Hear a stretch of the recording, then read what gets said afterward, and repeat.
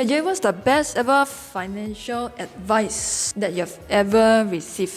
Well, get educated. This was told to me by my friend. Early on in my journey where I lost quite a fair bit of money, I was relating my experience to this friend of mine, and then he told me, why not you go get yourself an education? Contrary to what many people may believe, and people are skeptical in nature, they always have this belief that, well, if this guy is so good, then why does he teach? What does he teach?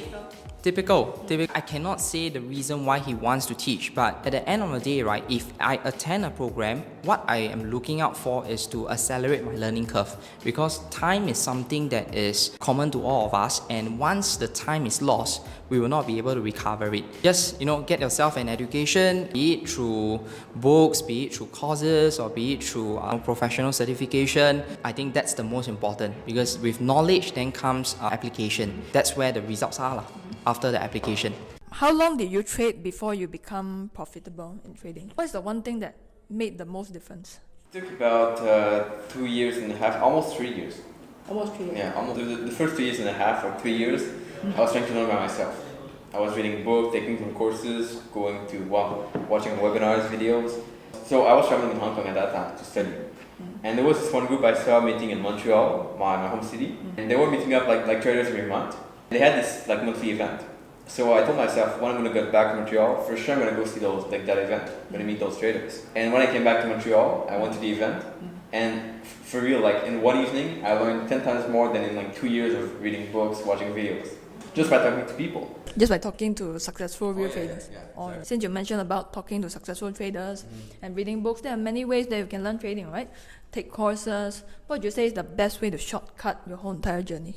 I would say it's kind of a mix of having a coach plus surrounding yourself with the right people. Yeah. The quote from Jim Rohn? Yeah. The average of 5 people to surround yourself with. I think that's the best advice. Surround yourself with traders, talk with traders. Your social life should be with traders as much as possible. I think people are really addicted to finding problems. And then they complain that this didn't work, this doesn't work, this is bad, this is bad. Yeah. But they don't really find solutions. Every trader investor went through this phase where they are not seeing any results, especially in the first few years, and also blowing a couple of accounts. So what is the best lesson that you have learned from your own investment and trading journey? The best lesson I've learned is not to be greedy, and also not to be overwhelmed by the money. I would say if you do it right and educate yourself to the point whereby you know that it's safe to invest or trade, the money will follow along the way. What I did initially, which I wasn't successful, is because I was always overwhelmed by greed, always going for the money, always going for the quick buck. Because of that, I would just, learn something, and I would say, okay, this is it, I'm going to strike rich, and I will pump my money in and I'll get burned. Never do that. If you encounter anything, be it a strategy or planning or things like that, make sure you have tested it out and it has the track record, so-called, whereby you have tested it out for maybe months or even years and know that it is consistently generating a positive return or positive result.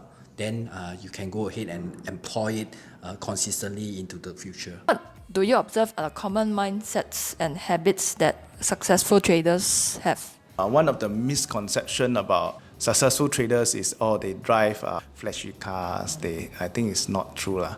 I've seen very, very successful traders that maybe they spend certain part of their money in certain part, maybe a house or things like that, but they are not very, very flashy in their lifestyle. So I think that is one thing. So I would say the character of successful trader is really one that is know how trading come into the whole scheme of things, because I've seen traders that get obsessed over trading, and then they think that trading is their life, and then it may affect them.